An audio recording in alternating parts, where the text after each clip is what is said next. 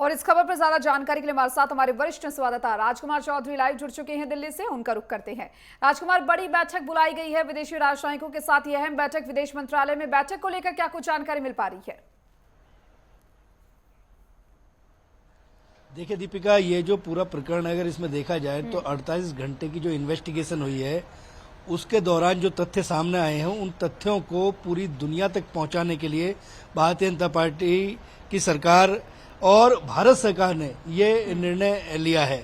और इसको कहीं ना कहीं हमें इस लहजे से भी देखना चाहिए कि जो परिस्थितियां हैं, क्योंकि देश के गृह मंत्री घटनास्थल पर पहुंचे, वहां से तमाम इनपुट जितने भी हमारी इंटेलिजेंस की जो एजेंसियां हैं वहां से जो इनपुट मिले हैं और जो सबूत मिले हैं उन सबूतों के साथ कहीं ना कहीं ये पूरी दुनिया के सामने ये रखने की आवश्यकता है कि जो आतंकवाद है उस आतंकवाद का पोषित आखिर है कौन।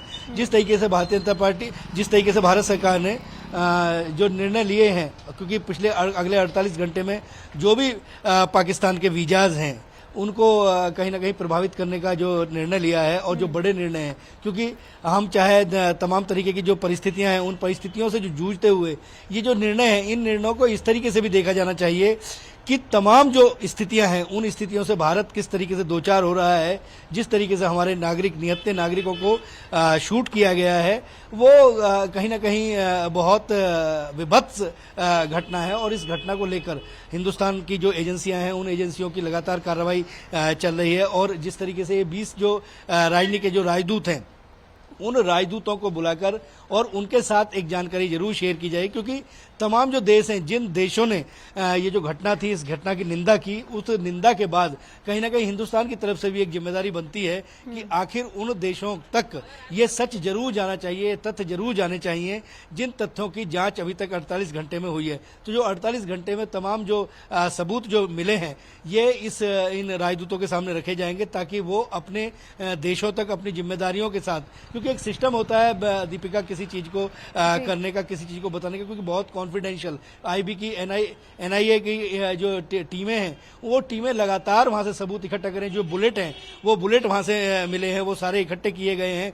किस तरीके से 3.5 मिनट तक वहां पे जो 350 के आसपास जो राउंड चले उन राउंडों से जिस तरीके से लोगों को गोली मारी गई, किस तरीके से चीजें सामने आई, वो तमाम जो सबूत हैं, जो तमाम जो वीडियो क्लिप्स हैं वो वीडियो क्लिप्स भी इकट्ठी की गई हैं। और इन सब जो सबूत हैं इन सब सबूतों को अब उन राजदूतों के सामने रखा जाएगा और राजदूत अपने माध्यम से उस देश को देंगे। इसी बीच एक और जानकारी मिली है कि गृह मंत्री इस पूरे मसले को लेकर राष्ट्रपति द्रौपदी मुर्मू से मिलने के लिए जा रहे हैं और जाकर तमाम जो परिस्थितियां हैं उन परिस्थितियों से उन्हें अवगत कराया जाएगा। कल जो सेना के प्रमुख हैं वो भी जम्मू कश्मीर जाएंगे और जाकर वहां की स्थितियों, क्योंकि जो हमारे जवान वहां पे हैं इस समय जो इस ऑपरेशन में लगे हुए हैं उनकी हौसला अफजाई करना बहुत जरूरी है। इस बात को भी सरकार ने बहुत गंभीरता से लिया और गोपनीय तरीके से पूरा देश पाकिस्तान इस पूरी कार्रवाई को लेकर खौफ में है। जो बड़े फैसले लिए गए हैं भारत की ओर से सीसीएस बैठक में, उसको लेकर भी कहीं ना कहीं पाकिस्तान अब सदमे में चला गया है। लेकिन दूसरी ओर अगर इस बैठक की बात कर ले तो राजकुमार, इस बैठक में कितने विदेशी जो राजनयिक है वो शामिल हुए हैं, कितने देशों के, और साथ ही मॉनिटरिंग इस बैठक की किस तरीके से की जा रही है, अध्यक्षता आखिर कौन करता हुआ नजर आ रहा है?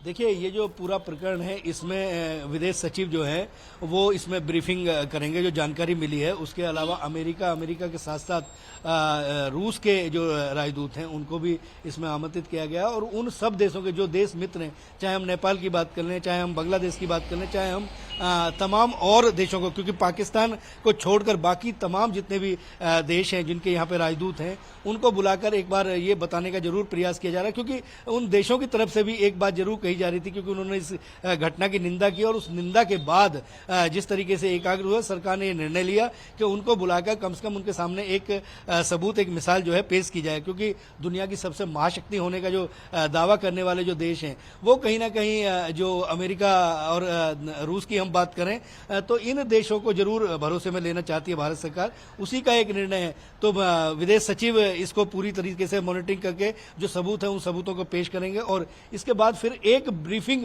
जो है, संयुक्त ब्रीफिंग जो है वो सामने की जा सकती है दीपिका, क्योंकि ये बहुत कॉन्फिडेंशियल और बहुत संवेदनशील स्थिति है। इस समय पूरा विदेश मंत्रालय और पूरी जो हमारी इंटेलिजेंस की जो इनपुट है वो इनपुट लगातार मिल रहे हैं। हर घंटे में मॉनिटरिंग हो रही है। जो सबूत सामने आ रहे हैं उन सबूतों को सेंट्रल गवर्नमेंट के साथ शेयर किया जा रहा है। और ये जो बैठक है उसके बाद, क्योंकि शाम को जो सीसीएस की जो बैठक हुई है उसके बाद जो सर्वदलीय बैठक होगी, उस बैठक में भी सभी को भरोसे में लेकर उनके सामने भी इन सब तथ्यों को रखने की बात जो है वो सामने आ रही है। लेकिन राजदूतों के सामने ये अमेरिका और जो रूस है उनके जो राजनयिक हैं वो भी इस बैठक में हैं। बाकी और तमाम जो 20 देश है, जिस तरीके से आपने बताया कि वो भी इसमें गए हैं, उनके सामने वो सारे तथ्य, वो सारे सबूत जो है वो पेश किए जा रहे हैं। और उसके बाद किस तरीके की चीजें सामने आती हैं, उनकी तरफ से किस तरीके की प्रतिक्रियाएं आती हैं, मुझे लगता है इसका हमें इंतजार करने की आवश्यकता है। बिल्कुल। और देखिए ये बड़ी बैठक है कहीं ना कहीं विदेश मंत्रालय की, और ऐसे में विदेशी राजनयिक भी इसमें शामिल हुए हैं।